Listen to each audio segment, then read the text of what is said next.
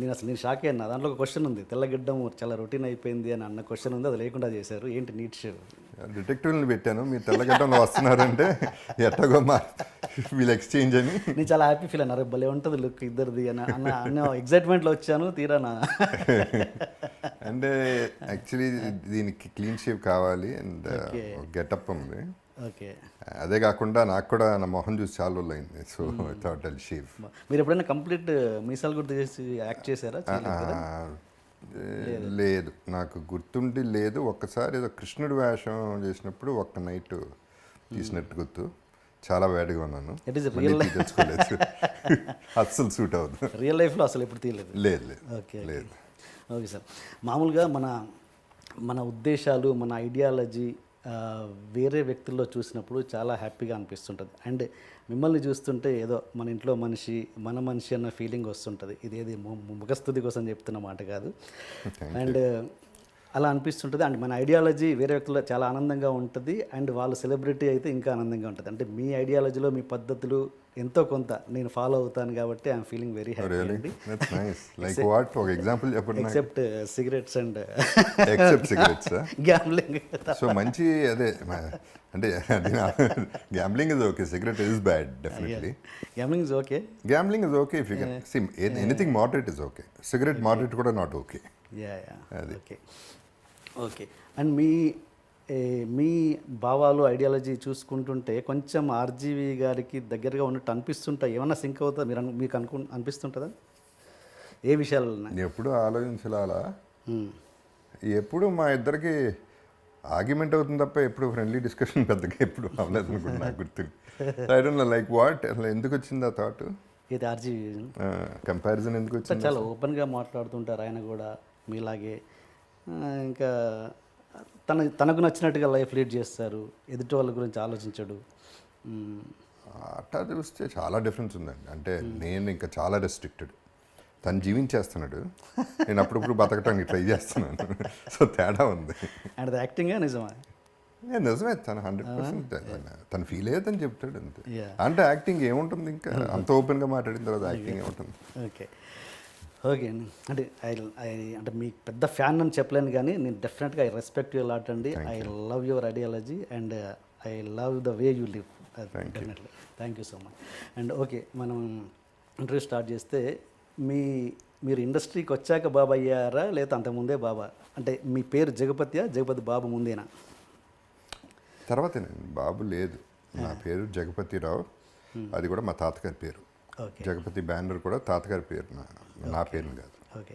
And ఈ బాబు అన్న దాని మీద చాలా సినిమాలలో సెటర్లు కూడా వేశారు, లైక్ కృష్ణవంశీ గారు. అసలు అంటే బయట జనాల్లో ఉన్న ఉద్దేశం ఏంటంటే అసలు ఈ బాబు వాట్ ఈస్ దిస్ కల్చర్ అన్నట్టు ఒక డౌట్ అయితే ఉంది ప్రతి ఆడియన్స్కి. అండ్ ఏంటి అంటే మిమ్మల్ని ముద్దుగా బాబు అని పిలుస్తుంటారా హీరోలని, లేకపోతే ఒక రెస్పెక్టా? అది ఏంటి, దాని బ్యాక్గ్రౌండ్ ఏంటి? యాక్చువల్లీ నాకు తెలిసి కన్వీనియన్స్ కోసం చేసిన పని అది. ఓకే. ఇప్పుడు ఒక పెద్ద హీరో ఉన్నాడు, పేరుతో పిలవలేం.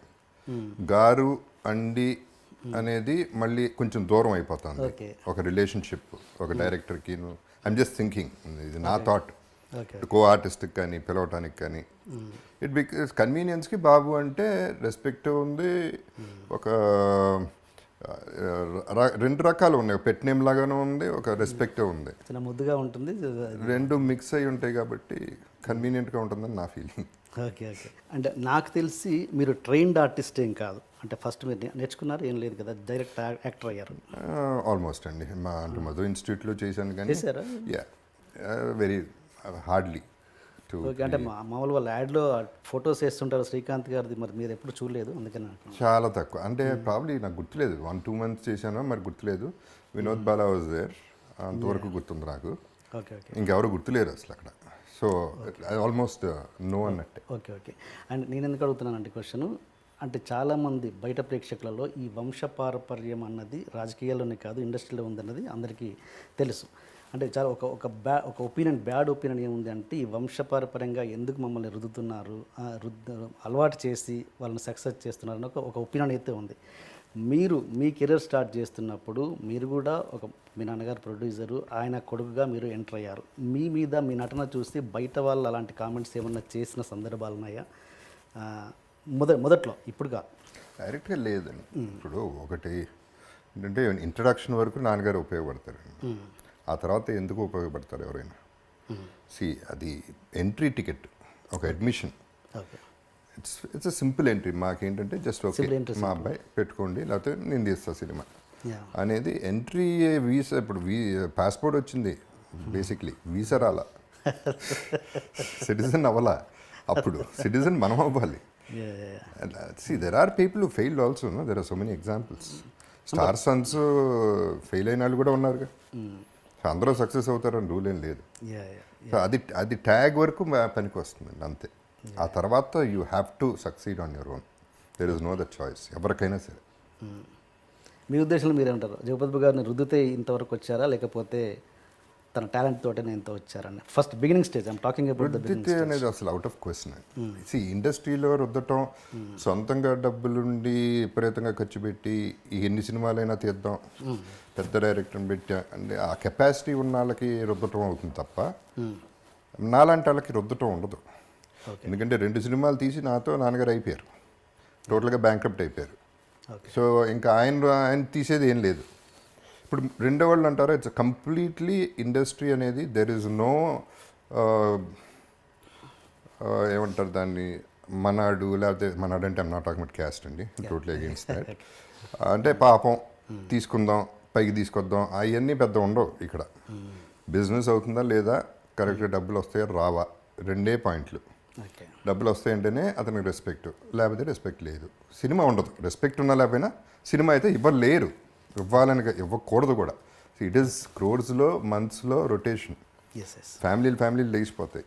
That's not a joke. So you have to be on your own అండి. అండ్ మీ కెరీర్ని ఒకసారి అనలైజ్ చేసుకుంటే మీకు ఏమనిపిస్తుంటుంది అంటే, బాలకృష్ణ గారు, చిరంజీవి గారు, వెంకటేష్ గారు, నాగార్జున గారు, వీళ్ళ నలుగురు మీకంటే ముందుగా కెరీర్ స్టార్ట్ చేశారు, ఇంకా still they are running.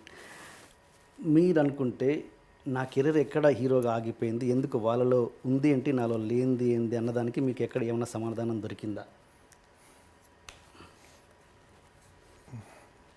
It's a good question అండి. అంటే నా లిమిటేషన్స్ ఎక్కువనే నాకు. ఒకటి, first of all I was an introvert. అసలు ఎవరితోనూ మాట్లాడేవాడిని కాదు, ఇప్పుడు కూడా తక్కువే మాట్లాడటం. 10 మందిలో బాగా క్లోజ్ అయితే తప్ప నేను మాట్లాడలేను అసలు ఫస్ట్. అదొకటైతే dance, I'm not great in dance, I'm not great in fights. Amitabh Bachchan also is not a dancer. Yeah, అది ఇప్పుడు అట్ట తీసుకుంటే I'm super success today. Forget about hero. Hero అనేది ట్యాగ్. హీరోగా అగ్రీడ్ అయిపోయింది, నా మార్కెట్ అయిపోయింది అక్కడికి. But I'm doing much better. Will come to that later. But నా లిమిటేషన్స్ నాకున్నాయి. అండ్ నాకు అంటే ఇండస్ట్రీలో కలిసి మెలిసి అందరినీ కలవటాలో, లేకపోతే అంటే జనరల్గా ఏంటంటే ఒక్కొక్కసారి మర్చిపోతాం మనం, పలానాడు ఉన్నాడని. కలుస్తూ ఉంటే ఓకే ఉన్నాడుగా పెట్టుకుందాం అని ఇది ఫాలో అయిపోతుంది ట్రెండ్. సో అది కూడా నాకు తక్కువ ర్యాప్ మెయింటైన్ చేయటం అనేది. All these reasons. And I don't know, I'm an artist అండి first, more than a hero. ఇప్పుడు నాకు సాటిస్ఫాక్షన్ లెవెల్స్ ఎక్కువ అండి మామూలుగా లైఫ్లో, అది ఏదన్నా కానీ. నేనేంటి అమెరికా వెళ్ళి చదువుకుందాం అనుకున్నాను, బట్ ఇంట్లో ఒప్పుకోలేదు. బికాస్ ఈ అమెరికా వెళ్తే మామూలుడు కాదు, 2-3 చేసుకుని వస్తాడు అని చెప్పి అలాగే డౌట్. సో అమ్మ పంపించలేదు. ఒక డ్రీమ్ గాన్. దెన్ స్టడీస్ అంటే నాకు ఇష్టం లేదు అసలు. నాకు చదువు అంటేనే పడదు. అంటే ఒక బంధించి ఈ రూమ్లో కూర్చోవాలి నువ్వు అంటే నేను కూర్చోలేను. నా క్యారెక్టర్ అది కాదు, నన్ను వదిలేయాలి. I'm a free bird. So చదువు పడదు, బిజినెస్ పనికిరాను. సినిమా అసలు ఇంట్రెస్టే లేదు నాకు, అసలు 100% ఇంట్రెస్ట్ లేదు. ఏంటి సినిమా నేను చేసేది, నేను అంత బాగుండనే, నేను సినిమా చేయటం ఏంటి, రాజేంద్ర ప్రసాద్ గారు అబ్బాయి కాబట్టి, సుబ్రహ్మణ్య రెడ్డి గారు, రవి కిషోర్ వీళ్ళందరూ అనేవారు చేయొచ్చు కదా బాగుంటాను అని. జోక్ అనుకునేవాడిని, సీరియస్గా తీసుకునేవాడిని, కానీ ఆశాలు వేస్తున్నారని అది వదిలేశాను. అది అబ్రప్ట్గా ఓవర్ నైట్ ఒక డ్రీమ్, మళ్ళీ ఒక డ్రీమ్ వచ్చింది. ఒక డ్రీమ్ షాటర్ అయిపోయింది యూఎస్. ఇంకో డ్రీమ్ వచ్చింది, అది ఇంపాసిబుల్ డ్రీమ్ అయిపోయింది. అప్పుడు ఏమవుతుంది, when you think it is impossible and something possible is happen, already happen అయిపోయింది కదా. సో నా సాటిస్ఫాక్షన్ లెవెల్ అక్కడే వచ్చింది. అంటే చేశా, సాధించా. ఎందుకంటే ఆ హీరో అవ్వడానికి, ఆ ఒక సినిమా చేయడానికి రోజు ఏడ్చా రాత్రులు. ఒక్కడిని కూర్చుని ఏడ్చా, అయ్యో ఇది కూడా రాదు, ఇంకేంటి ఇంకా లైఫ్ లేదు అనే పద్ధతిలో ఒక లవర్ లాగా ఫీల్ అయిపోయాను. సో బట్ అది అయ్యింది. సో ఒక సినిమా కాదు, 130 సినిమాలు హీరోగా, 100 సినిమాలు హీరోగా చేశాను. So why should I be unhappy? Where did I see unhappy, happy పక్కన పెడితే where did I lose? I'm not a loser. Okay. I would have been a loser. అక్కడ గివప్ చేసి నేను అయిపోయి రిటైర్ అయిపోయి, లేకపోతే ఒక తాగుబోతు అయిపోయి ఇంకోటో డిప్రెషన్లోకి వెళ్ళి ఉంటే I'm a loser. Okay. But I one back much more. So I think I'm an artist, so I'm acting. I'm not even a villain. I'm not an antagonist. I'm not a protagonist. I'm an actor.